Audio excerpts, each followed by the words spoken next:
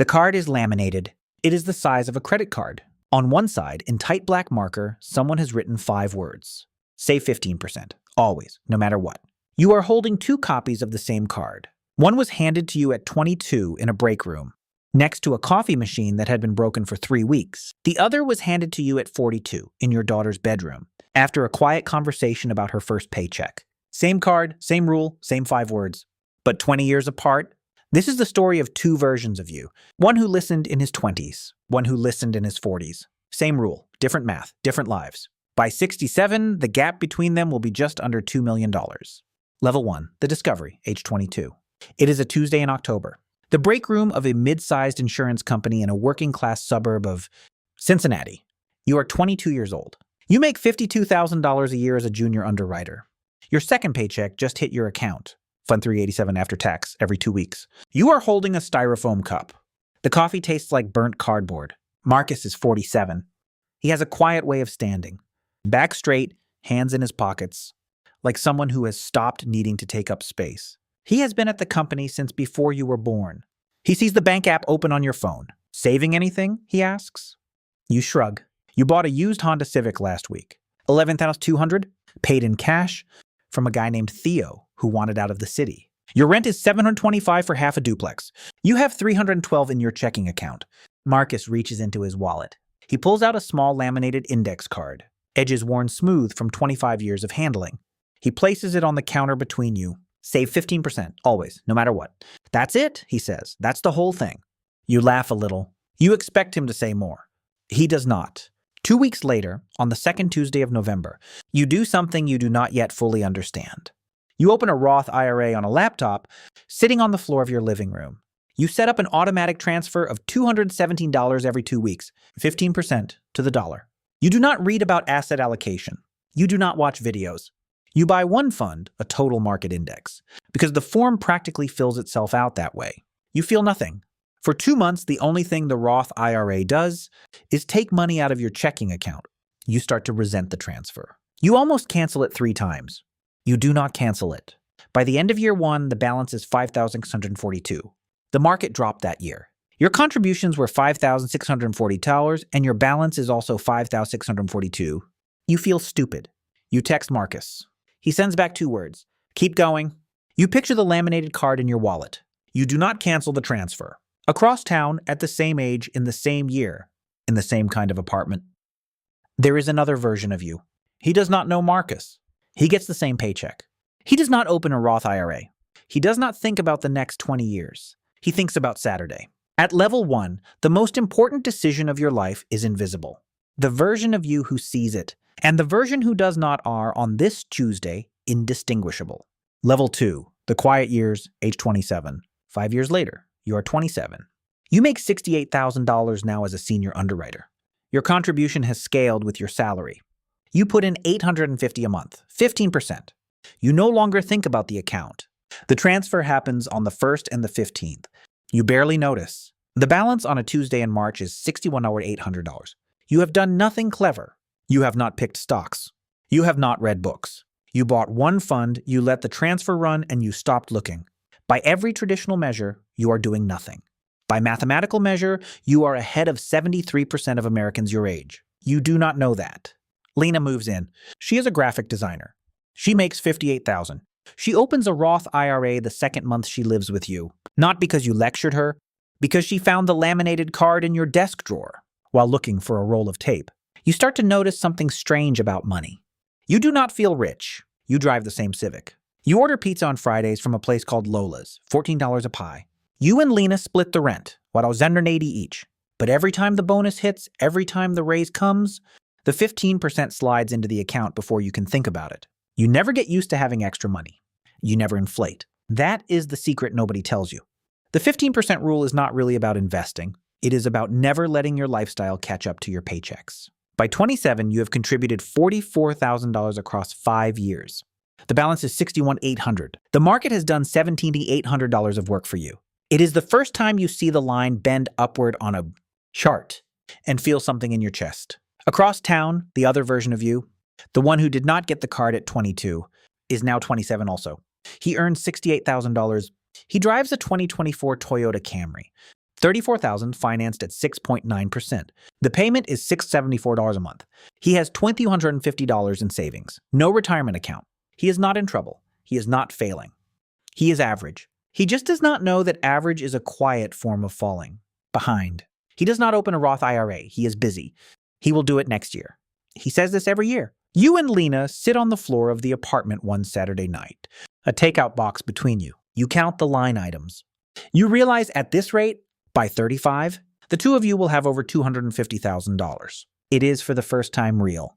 At level 2, the rule stops feeling like sacrifice. It starts feeling like architecture. Level 3, the first visible gap, age 32. You are 32. You are an underwriting manager now, $89,000 a year. Lena's freelance studio brings in $54,000. Combined, $143,000. The 15% has scaled with you.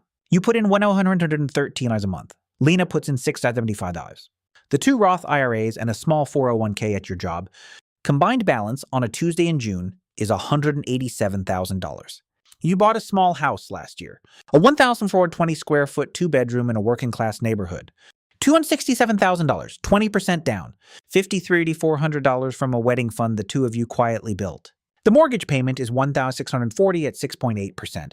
You did not buy the bigger house the realtor pushed. You did not buy the new car. The Civic now has 168,000 miles on it. Anna is born in October. She weighs 7 pounds 1 ounce.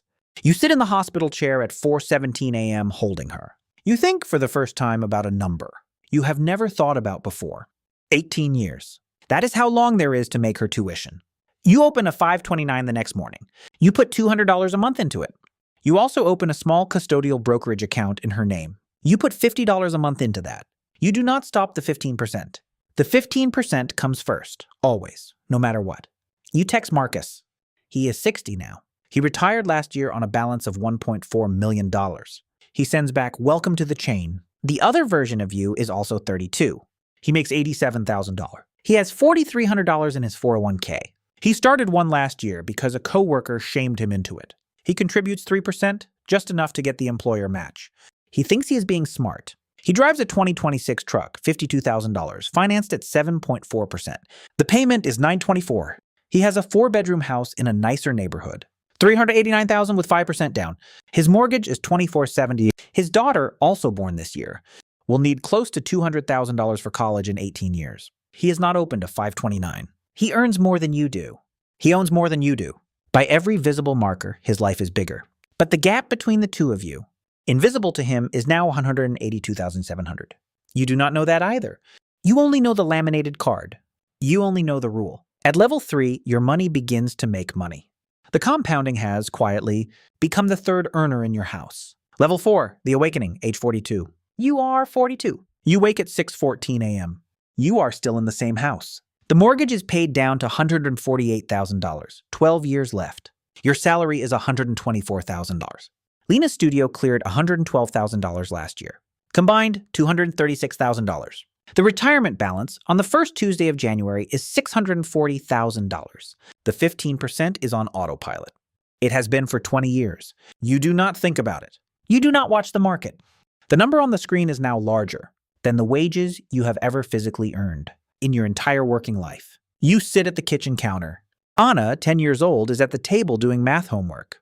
Lena is making coffee. The Civic is finally gone.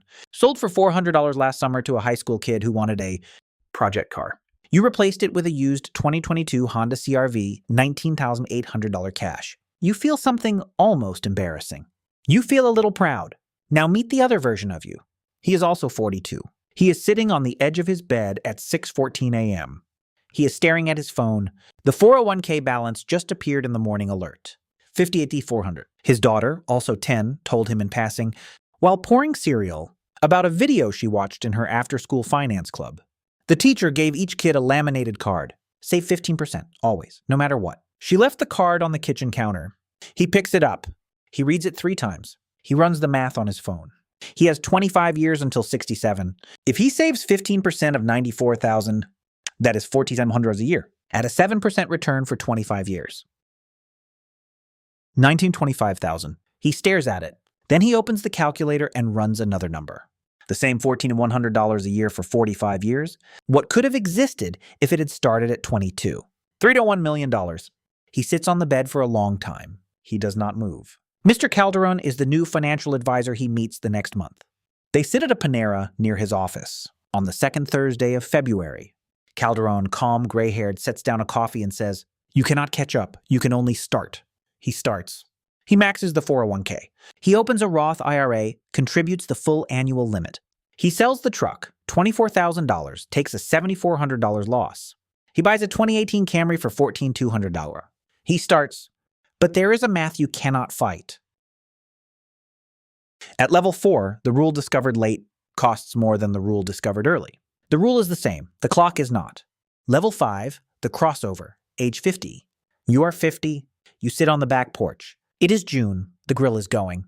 Anna is 16, scrolling her phone, sitting on the porch railing. Lena is inside on a call.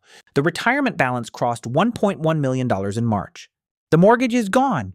Finished last year on a Friday afternoon with a single wire transfer for $40,800. The Civic was replaced 6 years ago. The CRV has 84,000 miles on it. There has not been a car payment in this house since you were 24. You make $156,000 now. Lena's studio cleared $137,000. The 15% still moves on the 1st and the 15th. You still resist lifestyle creep. The kitchen was upgraded last year. That was the splurge, $32,000. You are not rich by any visible measure. You do not drive a Tesla. You do not take international vacations every year. You shop at the same grocery store you shopped at when you were 30. You buy your jeans on sale. But here is the secret nobody tells you about wealth. You have not worried about money in 14 years. You do not check the bank balance before you swipe a card. You do not dread the bills email. You do not argue with Lena about the cost of a babysitter. There has not been a financial fight in your marriage in 11 years. The other version of you is 50 also. He is sitting at his kitchen table. He has been doing the rule for 8 years now. The balance is $193,000. He contributes the maximum every year. He is doing everything right. He makes $138,000. The mortgage is still $258,000. His daughter wants to attend a private college. $54,000 a year. He does not have it. He has tried for 8 years to do what you have done for 28. He has discovered the math you discovered when you were not paying attention. He looks at the projections. The advisor says at 67, with maximum contributions, $890,000. You are projected to have $2.4 million. He runs the math on the wallpaper of his phone. He cannot unsee it. The gap is $1.5 million now and growing every year. He does not blame his younger self. He has tried not to, but there is a quiet rage that lives in him now, directed at no one in particular. It is the rage of having understood, too late, that time was the asset all along. At level 5, the gap is no longer a gap. It is a generation. Level 6, the late reckoning, age 60. You are 60. You sit in a small office on the 2nd floor of a glass building in downtown Cincinnati. You are meeting with a fee-only advisor named Evelyn. She is 63. She has thick gray hair pulled back. She runs a small practice on the corner of 4th and Vine. She turns the screen toward you. The retirement balance, $280,000. She says you can retire whenever you want. You tell her you would like to work 2 more years. You like the job. You like the people. You like the rhythm of going somewhere on a Monday morning. She nods. She does not argue. She knows people like you. The rule has worked so completely. You have forgotten you were ever following it. You ask her on a whim what the projection looks like if contributions stop today, and the money is left to grow. She runs the number, $249 million at 67. You ask what it looks like if contributions continue. She runs that one, $281 million at 67. You stare at the difference, $320,000 for 2 more years of work, while the market does $1,200 a day in the background. You realize for the first time the second secret of the rule. The first secret was never let lifestyle catch your paycheck. The second secret is, at the end, the work is no longer about earning. The work becomes a choice. Lena, sitting next to you, squeezes your hand. The other version of you is 60 also. The balance is $478,000. He has done 18 years of maximum contributions. The salary plateaued at $144,000 4 years ago.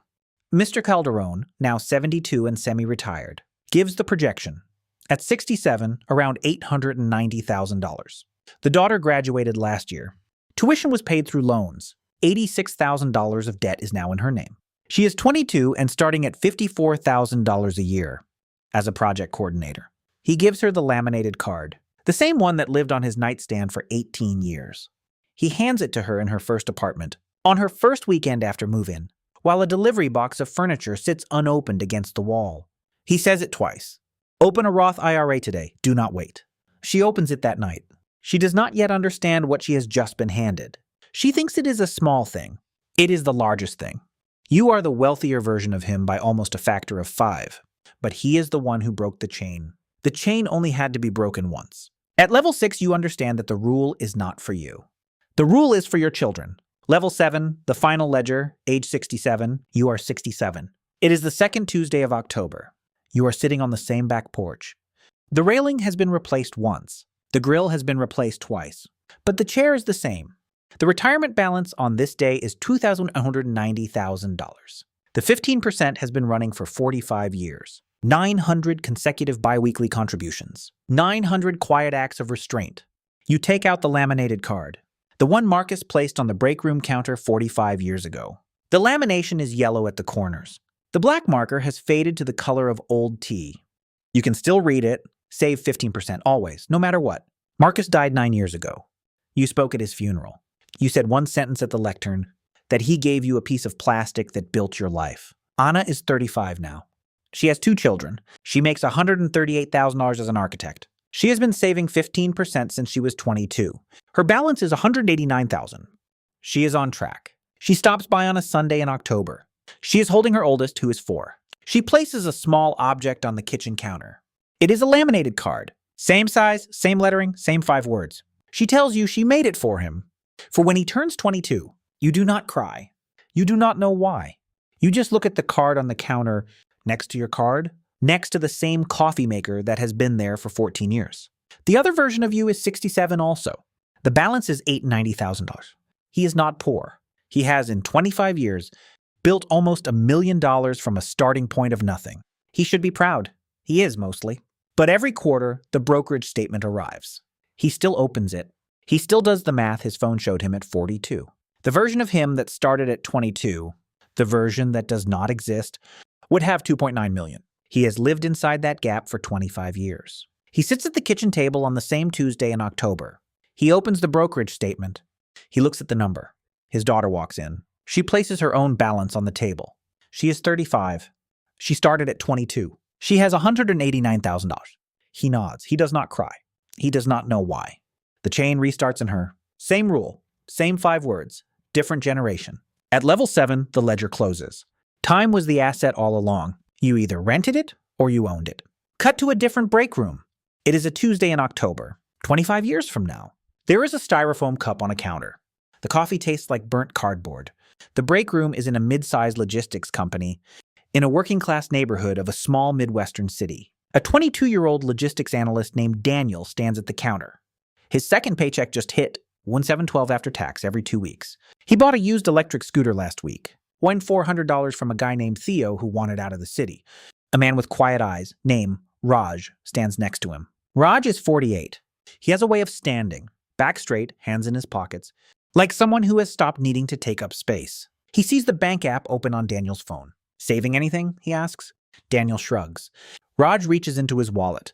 He pulls out a laminated card. The lamination is yellow at the corners. The black marker has faded to the color of old tea. Save 15%, always, no matter what. Daniel laughs a little. He expects Raj to say more. Raj does not. Daniel does not know any of this yet. But the chain has already started. It always starts there.